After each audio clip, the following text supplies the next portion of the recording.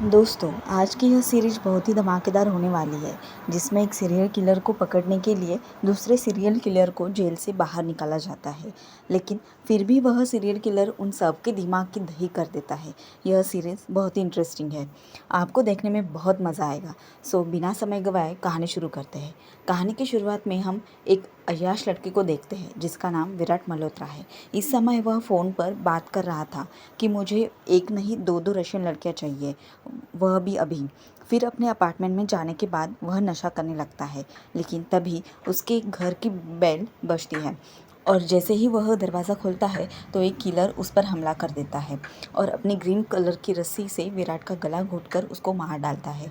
फिर वह विराट की बॉडी को एक शीशे के सामने सोफे पर बिठाकर उस रस्सी को गले में ही सजा देता है और उसके हाथ में एक अवार्ड में जीती हुई ट्रॉफी रख देता है। फिर वो किलर वहाँ से चला जाता है। उसके जाने के कुछ देर बाद वह दोनों रशियन लड़कियां वहाँ पर आ जाती है और जैसे ही घर के अंदर जाती है तो देखती है कि विराट मल्होत्रा मरा पड़ा है। फिर कुछ देर बाद वहाँ पर पुलिस और फॉरेंसिक टीम भी पहुंच जाती है। तभी वहाँ पर मुंबई पुलिस कमिश्नर अरुण खत्री आ जाता है और अब तक जो भी छानबीन हुई उसके बारे में पूछने लगता है। फिर सब इंस्पेक्टर पल्लवी बताती है कि विराट के कहने पर उसके बॉडीगार्ड ने आसपास के सभी सीसीटीवी कैमरे बंद कर दिए थे, ताकि एस्कॉर्ट सर्विस वाली लड़कियां जब भी यहाँ पर आए तो कैमरे में रिकॉर्ड ना हो। फिर कमिश्नर बड़े ही ध्यान से देखता है तो उसको विराट के जैसे कुछ और मर्डर्स की याद आ जाती है, जिनको सेम तरीके सेम पैटर्न में अंजाम दिया गया था।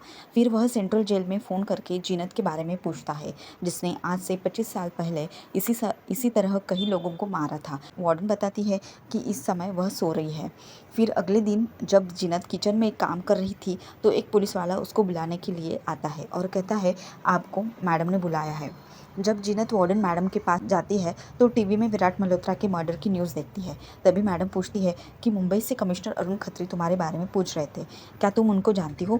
जीनत कहती है, मुझे उनको एक मैसेज भेजना है। अगले सीन में हम एक नकाबपोश आदमी को देखते हैं जो रात के अंधेरे में किसी घर के अंदर चुपके से घुस जाता है और फिर घर के अंदर जाकर छानबीन करने लगता है। अब यह आदमी कौन है और यहाँ पर क्या करने आया है, यह हमें आगे पता चलेगा। तभी हम देखते हैं कि next day commissioner Arun Khatri Zeenat से मिलने के लिए जेल में जाता है। कमिश्नर को देखकर जीनत खुश हो जाती है। फिर वार्डन के जाने के बाद अरुण जीनत को मैसेज देशपांडे कहकर पुकारता है। दरअसल यह दोनों पूरे 25 साल बाद मिले थे और देशपांडे को उन्होंने ही पकड़ा था। फिर अरुण उससे पूछता है कि तुमने जो मेरे पास मैसेज भेजा था कि मैं मदद कर सकती हूँ, इसका क्या मतलब है? देशपांडे कहती है कि मुंबई में जो भी कत्ल हो रहे हैं तुम्हें क्या लगता है वह मैं कर रही हूँ? कमिश्नर कहता है, हाँ, क्योंकि मैं तुम्हें जितना भी होशियार समझता हूँ तुम उससे कहीं ज़्यादा हो। फिर देशपांडे कहती है कि मैं इस समय जेल में बंद हूँ और बाहर कोई और है जो मेरी नकल कर रहा है और वह कौन है यह पता लगाने में मैं आपकी हेल्प कर सकती हूँ। फिर वह पूछती है कि उस खूनी ने अब तक कितने लोगों को मारा है? कमिश्नर बताता है 3, और वह भी एग्जैक्ट तुम्हारी नकल करके। फिर देशपांडे कहती है कि फिर तो यह अभी 5 मर्डर और करेगा। अगर आप लोगों ने मेरी हेल्प नहीं ली तो बहुत देर हो जाएगी। मैं उसको पकड़वा सकती हूँ क्योंकि मैं उसके जैसे सोच सकती हूँ, लेकिन बदले में मुझे भी कुछ चाहिए।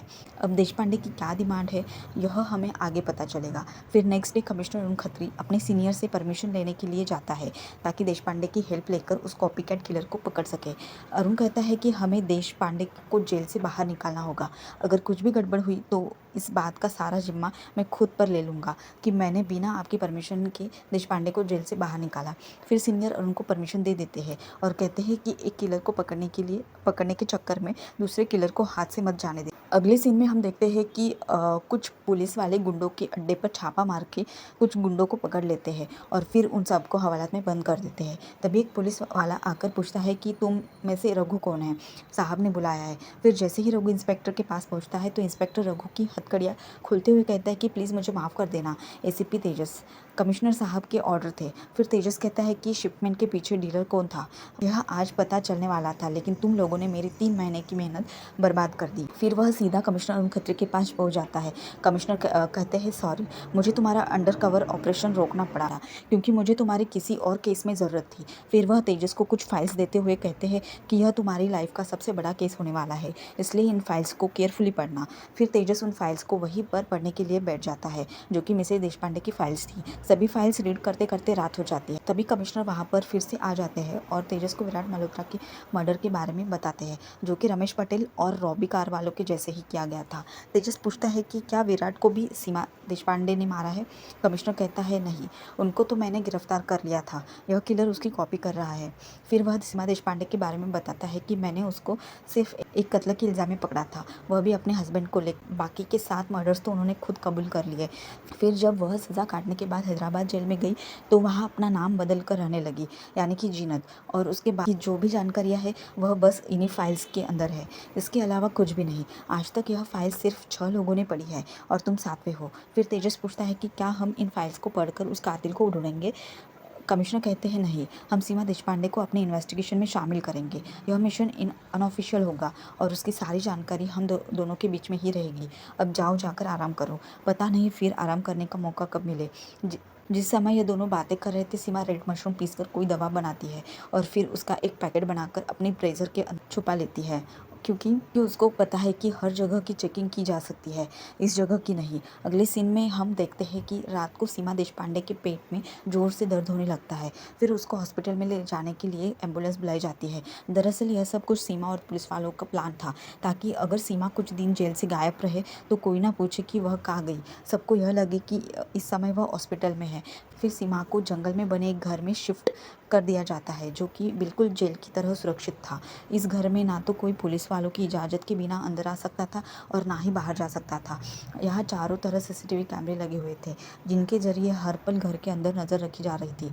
फिर सीमा को चेंज करने के लिए कपड़े और कुछ ज़रूरी सामान भी दिया जाता है। कपड़े बदलने के बाद सीमा अपनी ब्रेजर को बेड की गद्दे के नीचे छुपा देती है, क्योंकि उसके अंदर वही लाल रंग की मशरूम वाली दवा थी जिससे किसी को भी बेहोश किया जा सकता है। तभी कुछ देर बाद वहाँ पर कमिश्नर अरुण और एसीपी तेजस भी आ जाते हैं। सीमा कहती है कि मुझे यहाँ पर लाने के लिए बहुत बहुत शुक्रिया, बिल्कुल घर जैसा लगता है। लेकिन एसीपी तेजस उसकी बात काटते हुए कहता है कि सर, क्या हम कार्रवाई शुरू करें।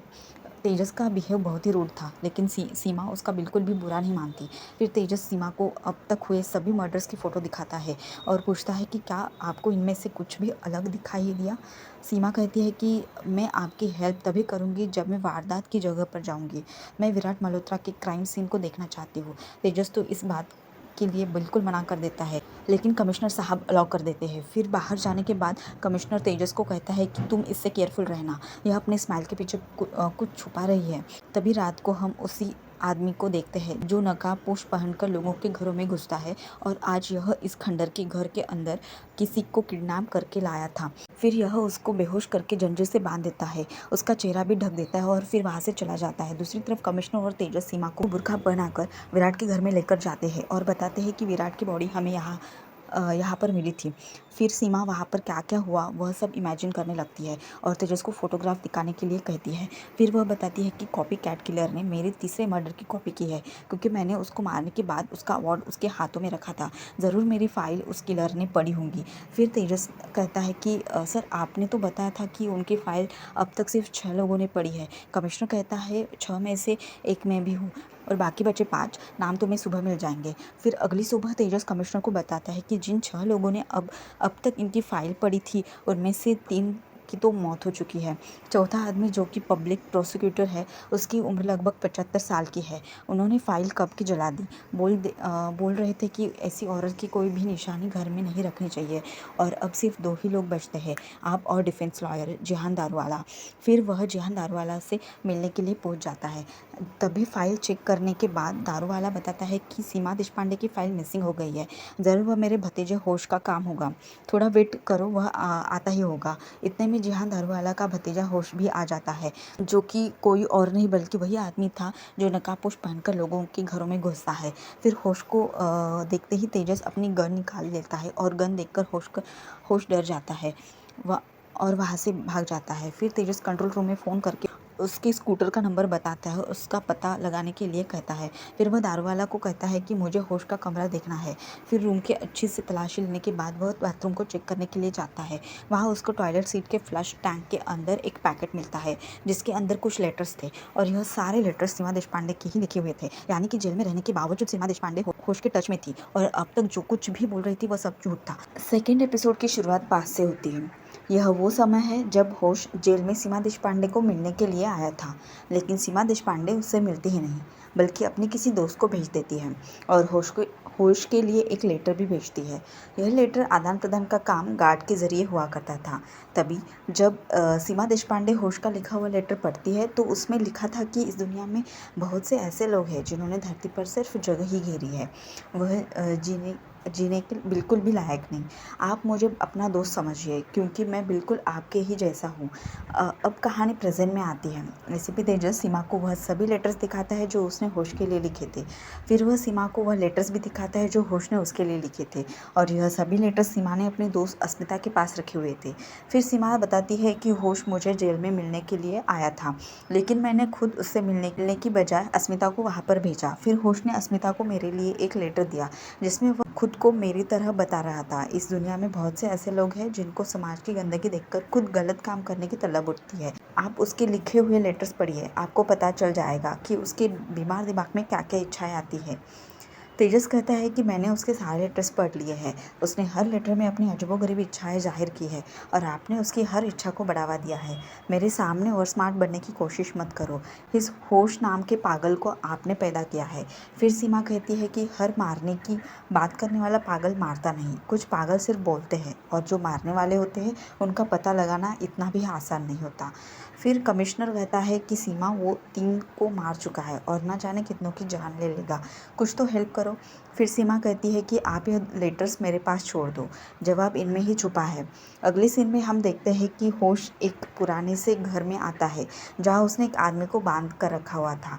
वो आदमी होश के आगे बार बार गिड़गिड़ाता है कि प्लीज़ मुझे जाने दो, लेकिन होश बिना कुछ बोले अपने बैग में से ग्रीन कलर की रस्सी निकालता है और उससे उस आदमी को डराने लगता है। दूसरी तरफ जब कमिश्नर अपने ऑफिस में जाता है तो उनके पास सब इंस्पेक्टर पल्लवी आती है और बताती है कि विराट मल्होत्रा को मारने के बाद किलर ने उसकी आंखें खुली रखने के लिए लोकल स्टेशनरी ग्लू का इस्तेमाल किया था, और यह डिटेल बाकी के 2 पोस्टमार्टम रिपोर्ट में मिस हो गई। फिर कमिश्नर पल्लवी के काम के जज्बे की सराहना करते हैं। तभी पल्लवी कहती है कि सर, मैं इस सीरियल किलर के केस पर काम करना चाहती हूँ। कमिश्नर कहते हैं कि मैं इसके बारे में सोचूंगा, लेकिन फ़िलहाल इस केस की बात तुम किसी के भी आगे मत करना। अगले सीन में हम देखते हैं सीमा जब खाना बना रही थी तो उसके अचानक से एक लेटर का ख्याल आता है। फिर वह जल्दी से आकर उस लेटर को अच्छे से चेक करती है और अपने पास खड़े ओमकार नाम के पुलिस वाले को एसीपी तेजस से बात करवाने के लिए कहती है। फिर वह तेजस और बताती है कि 12 जुलाई के बाद ना ही होश के लेटर आए, ना ही वह खुद मिलने के लिए आया, लेकिन 17 अगस्त को उसने फिर से लेटर भेजा। इस बार वह पहले से भी ज़्यादा गुस्से में था। उसने लिखा कि इस दुनिया में मेरी दोस्ती के लायक कोई भी नहीं बचा, सबके सब धोखेबाज है। 12 जुलाई से लेकर 17 अगस्त के बीच जरूर उसने किसी के साथ दोस्ती की होगी, पता करो वह दोस्त कौन है।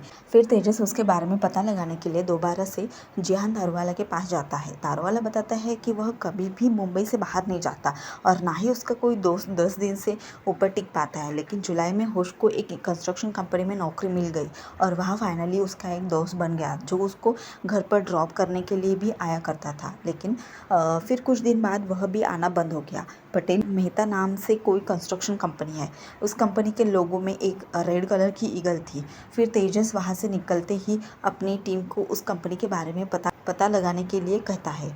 कुछ ही देर में तेजस को उस कंपनी के बारे में पता चल जाता है, इसलिए वह सीधा उनकी ही एक साइट पर पहुंच जाता है। फिर वहाँ जाकर वह कंस्ट्रक्टर से पूछता है कि क्या तुम होश दारूवाला को जानते हो। कंस्ट्रक्टर कहता है कि मैंने उसको काम पर रखकर बहुत बड़ी गलती कर दी। अगर हमारा प्रोजेक्ट सुपरवाइज़र जतिन नहीं रोकता तो मैं पहले ही दिन उसको लात मार के भगा देता। मंडे से जतिन काम पर नहीं आया, मैं तो खुद उसको ढूंढ रहा हूँ। उसका फ़ोन भी बंद आ रहा है। वह सैटरडे को अपनी वाइफ के बर्थडे पर लोनावाला गया था।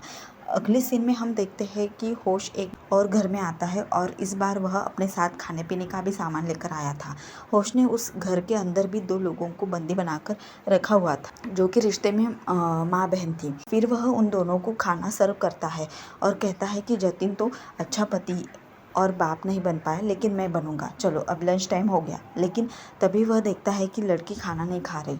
फिर वह कहता है कि मैं तुम्हारे लिए आइसक्रीम भी लेकर आया हूँ। और जब वह किचन में आइसक्रीम लेने के लिए जाता है तो उसकी नज़र एक हवलदार पर पड़ती है। फिर वह चाकू उठाकर जैसे ही बाहर की तरफ आता है, तेजस अपनी टीम के साथ वहाँ पर आ जाता है और उसको बंदूक के निशाने पर ले लेता है। फिर पुलिस वाले उन माँ बेटी को रेस्क्यू कर लेते हैं और जोश को अरेस्ट करके अपने साथ ले जाते हैं। फिर कुछ देर बाद तेजस होश से पूछताछ करने के लिए जाता है और उसके लिए राजबेरी सोडा भी लेकर जाता है, जो कि होश को बहुत पसंद था।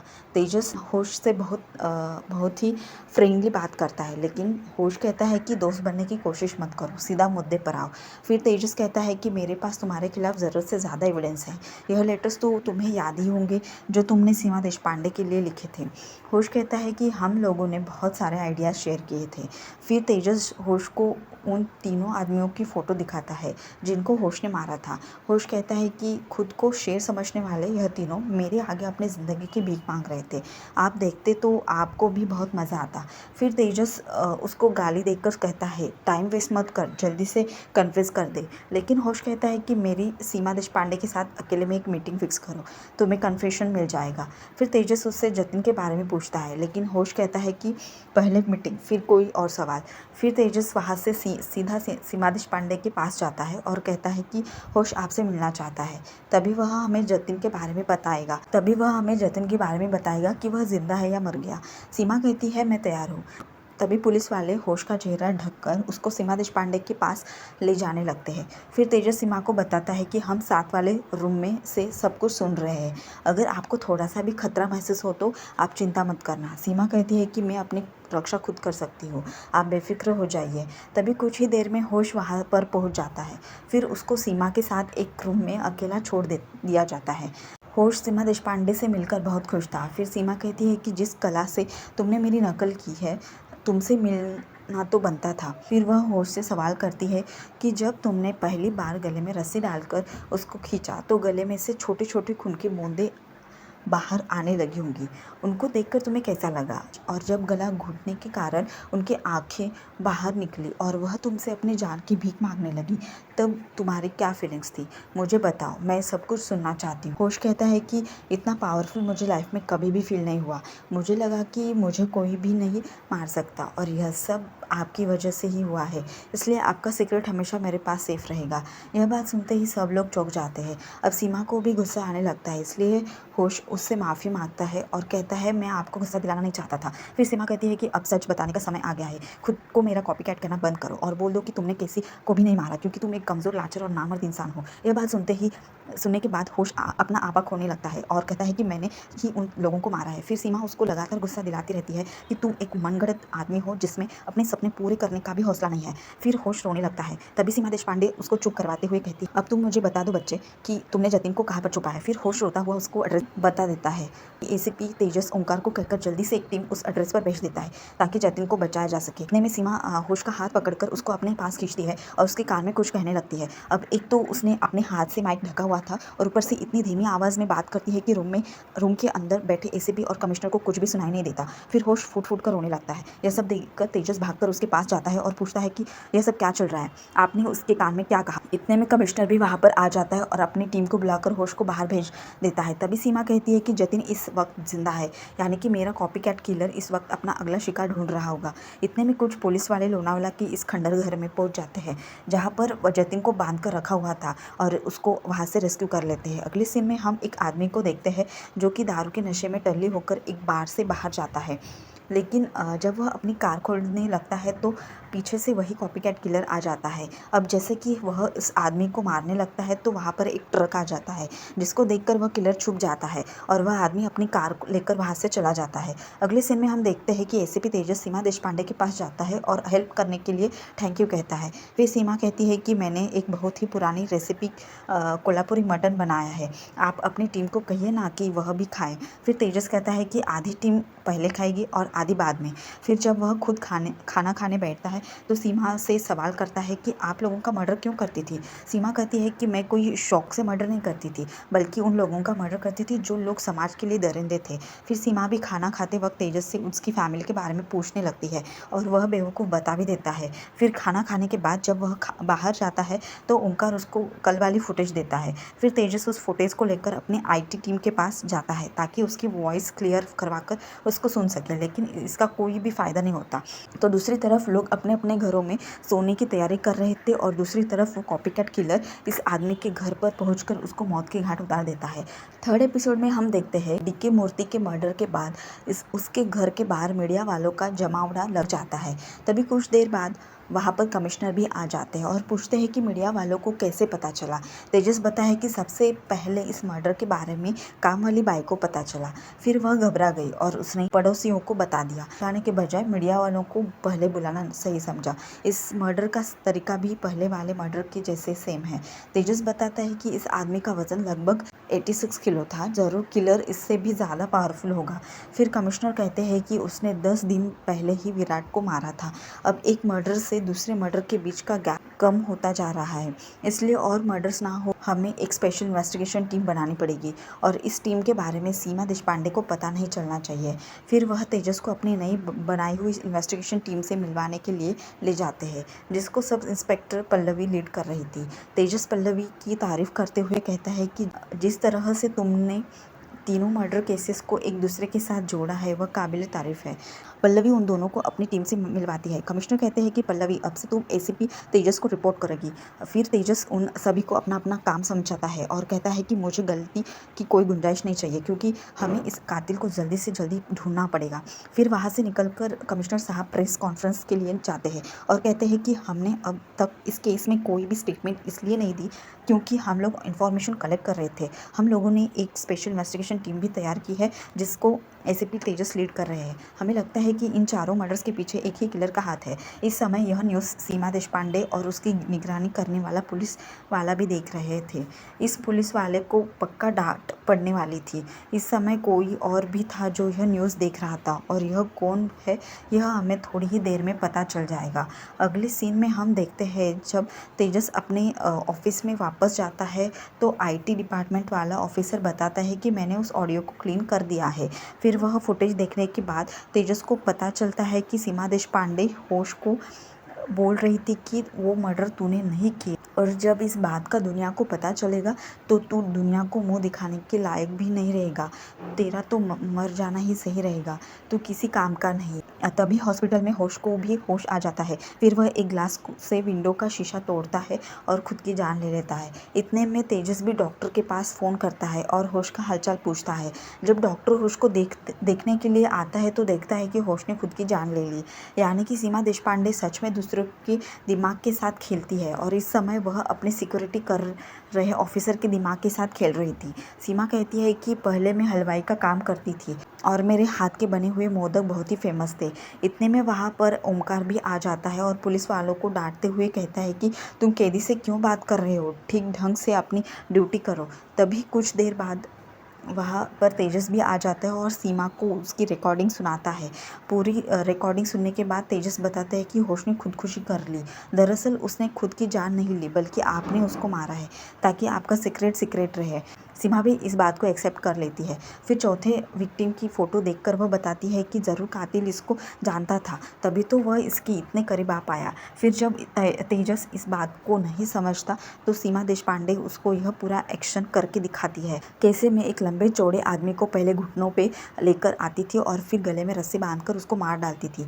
सीमा बताती है कि किलर ने मेरी फाइल बहुत ही ध्यान से पढ़ी है, मेरी सारी बारीकियाँ भी जानता है। अगले सीन में हम देखते हैं जब तेजस अपने ऑफिस में जाता है तो हानिया उसको बताती है कि हमारे चारों विक्टिम्स में से एक बात कॉमन है और वो है उन लाइफस्टाइल। यह चारों ही सोशल मीडिया पर शो ऑफ किया करते थे और चारों की बहुत सारी गर्लफ्रेंड्स भी थी। फिर तेजस कहता है कि इन चारों के पर्सनल रिलेशनशिप पर फोकस करो, हो सकता है कि किलर इन चारों को पर्सनली जानता हो। उस बार का पता लगाओ जहाँ पर यह चारों रेगुलर दारू पीने के लिए जाते थे, वहाँ यह लोग किसी से तो मिलते भी होंगे।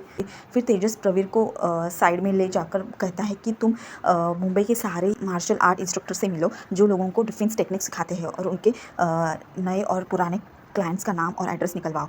तभी तेजस के पास जिहान नरवाला का फ़ोन आता है और वह बताता है कि आज से 5 साल पहले गवर्नमेंट का ऑर्डर आया था कि जितने भी पुराने ऑफलाइन केसेस पड़े हैं उनको डिजिटलाइज कर दिया जाए, और उन्होंने किसी आईटी कंपनी को इसका कॉन्ट्रैक्ट दिया था। इसका मतलब उस आईटी कंपनी के एम्प्लॉयज़ के पास भी सीमा देशपांडे की फाइल्स का एक्सेस होगा। फिर तेजस हानिया के पास जाता है और कहता है, पता करो पुणे हाईकोर्ट ने 25 साल पुराने केसेस को डिजिटलाइज करने का कॉन्ट्रैक्ट कौन सी आईटी कंपनी को दिया था। उस कंपनी का जो भी एम्प्लॉय इस प्रोजेक्ट पर काम कर रहा था और मुझे उसका नाम चाहिए। अगले सीन में हम उसी टैटू वाले लड़के को देखते हैं जो कि अपने घर में जाकर पहले तो मस्त बियर पीता है और फिर न्यूज़ देखते देखते अपने बैग में से वही ग्रीन कलर की रस्सी निकालता है। रस्सी की कंडीशन देखकर ऐसा लगता था कि जैसे इसी रस्सी की वजह से उसने किसी अपने को खोया है। दूसरी तरफ सीमा देशपांडे अपने ब्रा में से रेड मशरूम वाली दवा निकालती है। अब यह इस पॉकेट का क्या करेगी हमें आगे पता चलेगा। दूसरी तरफ वही स्ट्रेंजर लड़का तेजस के घर के बाहर नाका लगाकर बैठा हुआ था और चुपके से उसकी गतिविधियां नोट कर रहा था। अब वह कोई और है, इसके बारे में हमें आगे पता चलेगा। दूसरी तरफ सीमा देशपांडे ने कुछ देर पहले ही सभी पुलिस वालों के लिए मोदक बनाए थे, फिर उनमें वही लाल मशरूम द्वारा बनाई गई बेहोशी की दवा मिलाकर उनको खिला दिए, जिसकी वजह से सभी पुलिस वाले बेहोश हो गए। लेकिन एक पुलिस वाला था जिसने उसके हाथ के मोदक नहीं खाए और वह था ओंकार। तभी सीमा देशपांडे अपनी नौटंकी शुरू कर देती है और जोर जोर से चिल्लाने लगती है कि मेरे पेट में दर्द हो रहा है। तभी जब ओंकार सीसीटीवी में उसको देखता है तो वह भागकर सीधा उसके पास पहुंच जाता है, और जब वह सीमा की हेल्प करने के लिए उसके नज़दीक जाता है, सीमा इस हट्टे कट्टे पहलवान को अपनी ट्रिक से बेहोश कर देती है। फिर सीमा उसको हथकड़ी से बांध देती है और उसकी गन दूर फेंक देती है। इसके बाद उसके पर्स में से कुछ पैसे निकाल देती है और वहाँ से चली जाती है। फिर सीमा ऑटो पकड़कर उस एड्रेस पर पहुँच जाती है जिसकी स्लिप उसने अपने पास रखी हुई थी, और वहाँ जाकर जैसे ही बेल बजाती है तो सामने वाले अपार्टमेंट से दरवाज़ा खुलने की आवाज़ आती है। अब सीमा किसी को भी अपना चेहरा दिखाना नहीं चाहती थी, इसलिए वह वहाँ से खिसक लेती है। फिर वह बिल्डिंग के सामने एक पेड़ के नीचे जाकर बैठ जाती है और सुबह तक वहीं पर बैठी रहती है। अगले सीन में हम देखते हैं कि एसीपी तेजस के पास उसकी टीम का फ़ोन आता है और वह बता देते हैं कि सीमा देशपांडे भाग गए। फिर वह जल्दी से अपनी टीम के पास पहुँच जाता है और सभी को फटकार लगाता है कि 50 साल की बूढ़ी औरत तुम सबको उल्लू बनाकर भाग गए। इतने में वहाँ पर कमिश्नर साहब भी आ जाते हैं और बिना किसी की सवाल जवाब किए सीधा फुटेज दिखाने के लिए कहते हैं। फुटेज देखते ही समय वह कहते हैं कि अब तक इसको भागे लगभग 6 घंटे हो गए हैं, मुझे उस पर यकीन ही नहीं करना चाहिए था। तभी हम देखते हैं कि सीमा देशपांडे तेजस की वाइफ के सैलून में पहुंच जाती है और कहती है कि मुझे हेयर कट करवाना है। दूसरी तरफ तेजस के हाथ सीमा देशपांडे का ब्रा लग जाता है जिसमें वह बेहोशी का पाउडर छुपा कर लाई थी। कमिश्नर उससे पूछता है कि क्या सीमा ने तुमसे कोई पर्सनल सवाल किया था।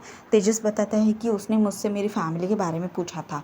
फिर कमिश्नर कहता है कि जल्दी से अपनी फैमिली के पास फ़ोन करो। तभी तेजस अपने ग्रैंडफादर के पास फ़ोन करता है और पूछता है कि सब कुछ ठीक तो है ना, अब घर पर ही रहना। फिर वह अपनी वाइफ के पास फ़ोन करता है लेकिन उसका फ़ोन इस समय साइलेंट था। सीमा कहती है कि तुम्हारा फ़ोन बज रहा है, लेकिन तेजस की वाइफ तन्वी कहती है कि काम के बीच में मुझे डिस्टर्बेंस बिल्कुल भी पसंद नहीं, इसलिए मैं आपके हेयर कट करने के बाद ही बात करूंगी। फिर फ़ोन ना अटेंड करने पर तेजस सैलून का सीसीटीवी ऑन करके देखता है और उन सबको पता चल जाता है कि उस समय सीमा देशपांडे सैलून में ही बैठी है। फिर वह बिना समय गवाए अपनी वाइफ के पास जाने लगता है। इस समय सीमा सैलून के अंदर गप्पे लड़ा रही थी। तभी हेयर कट पूरा होने से पहले तेजस वहाँ पर पहुँच जाता है। उसकी वाइफ पूछती है कि तुम यह क्या कर रहे हो। तेजस कहता है कि जीनत तुम बताओगी मैं यहाँ पर क्या कर रहा हूँ।